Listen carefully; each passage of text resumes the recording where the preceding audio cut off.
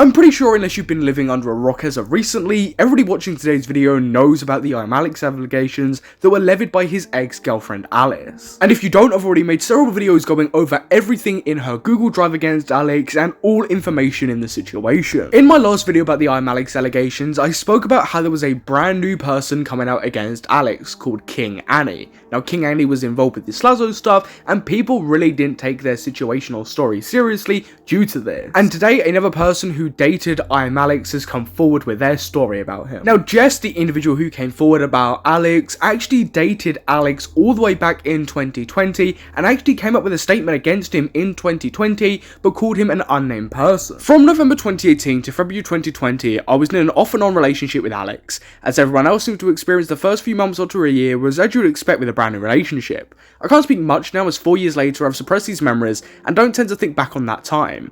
I had made a statement in 2020 for my own personal closure and didn't expect it to go anywhere but just exist. I really wanted to reach out to someone but I knew I didn't have the evidence because I deleted our messages to try and get over the breakup. I've included my original statement alongside a Facebook message between Alex and my friend during an insomnia event where he thought I wasn't in our hotel room. He left to go see Slazo before the accusations and I'd woken up to banging at the door to said friend showing me this message and saying that Alex was looking for me. I was in the bed next to him, he just hadn't bothered to look. When he confronted, he laughed about it, and I told him to never say that about me again. While I'm thankful I'm now in a position where my current partner has helped me heal through the damage Alex caused, my heart breaks for Alice, having gone through so much worse and still dealing with the consequences. She deserves nothing but peace and happiness here on out. Nothing she has done will justify his actions towards her. On screen is from Jess's tweets from 2020 when she actually originally came out to speak about this. Now I know it's pretty small for her, we'll just give a summary. She's just speaking about how manipulative ImAllexx truly was, and how he was pretty childlike in the fact that he would throw a tantrum constant. Now this was the message that was provided, which is genuinely abhorrent. Yo, where's Jess? For fuck's sake. I'm very angry at Bar,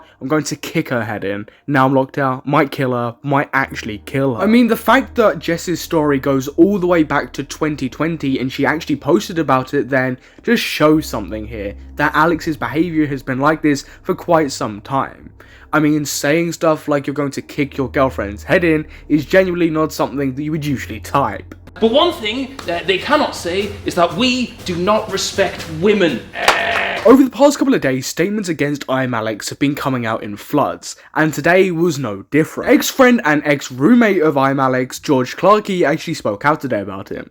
In light of the recent statement and videos coming about Alex, and having previously lived with him, I know a lot of people have been asking for my opinions on things. This isn't and would never be behaviour that I would condone on any level. A year ago I decided I wanted to move out and stop making videos and associating with him. I'd heard things he said about myself and others, making videos with him at the time in a similar narcissistic manner shown in Alice's screenshots. I had spoken to Alice prior to a statement about his behaviour and things that I'd heard him say to her, but I had no idea of the severity or relentlessness of what was happening. It's truly gross and disgusting behaviour. I just wanted my standpoint to be known so the focus could stay on the person who was brave enough to tell her story. Alongside George Clarkey, ArthurTV and Arthur Hill also released separate statements of their own. Nearly everybody who was friends with ImAllexx, associated or knew him, have come forward with a statement about him. It's genuinely, especially in the UK, sent shockwaves through the YouTube scene. Not only this, but ImAllexx is still losing subscribers and followers pretty rapidly. He's dropped below 2 million today, and I just can't see how he's going to respond to any of the accusations made against him. But today not only were accusations made against Alex, but accusations were also made against his ex-friend iNabber. Now this is relevant to the ImAllexx situation, as iNabber's ex Kirsty used the ImAllexx situation and her speaking about iNabber and ImAllexx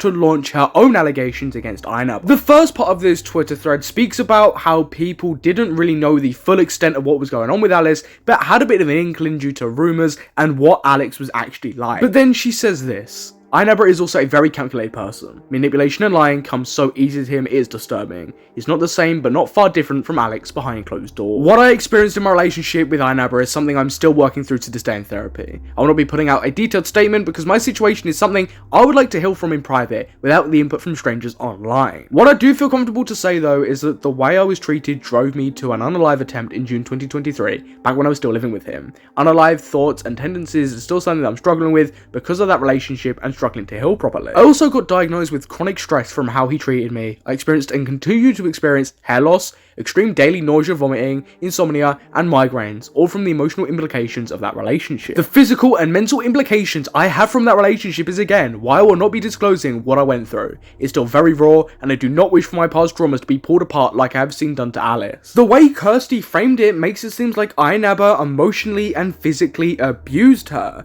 Not being too far off from Alex is what she said. However, this could not be further from the truth. She backtracked immediately when people started pushing on her what she meant by physical implications. She flat out said, no, iNabber did not physically touch me. When I say the physical implications, I mean the implications of the chronic stress symptoms, something that she didn't mention. She phrased it like iNabber had laid a finger on her. Yes, she spoke about hair loss and other symptoms along the lines of that, but she also made it seem like iNabber had hit her. I've only recently just gone to therapy about it, and I'm reliving experiences by talking about it in depth with her. It's really hard and traumatic to do without the input of people I don't know. I've shared why I feel comfortable, and I'm able to in this moment in time. How she was acting here made people cautious of what she was actually saying about iNabber. Now, I spoke to iNabber personally about this before he dropped his statement. In his Google document against Kirsty, he provides several screenshots of messages to prove what was actually going on during that time, and that he wasn't abusive whatsoever, and that he actually helped her out significantly,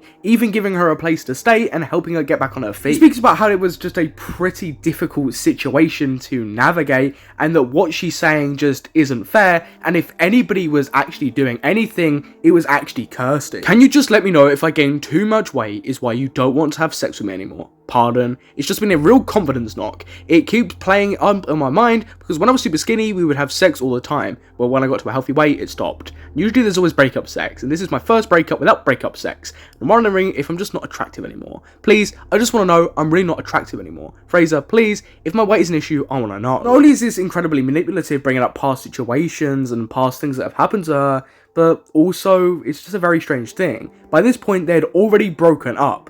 It's just not something that you would send to a partner that you've broken up with. I'd highly recommend you go and read iNabber's Google Doc, because it paints the picture of what was genuinely going on during the time. That yes, she had mental health struggles, and so did he. He's not dismissing any of that, just painting a clearer picture, because how she pictured it is just a bit unfair. She also started blocking people when they spoke out against her or even questioned the slightest thing, and she's also turned off all replies. The way Kirsty has handled this is just incredibly irresponsible. Silencing people, blocking them, using Alice's situation to boost her own manipulative one. It just reads as incredibly strange and something that is just wrong. It's just overly irresponsible to act this way when it comes to such a serious and delicate situation. To add on to what I said about Kirsty, an ex-friend of Kirsty actually came out stating that she has done similar stuff like this in the past. This just takes away from the actual situation at hand, which is the victims of ImAllexx. People like Alice and Jess who have been through things due to Alex's behaviour. I won't be making another Alex video unless something significant happens, like another person comes out about Alex's behaviour.